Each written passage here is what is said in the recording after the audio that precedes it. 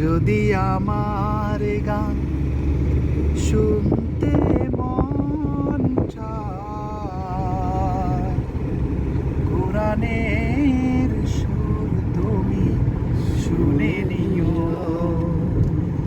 যদি আমার গান বুঝতে মন চায়, মাজুলো মানের ব্যথা বুঝে নিও।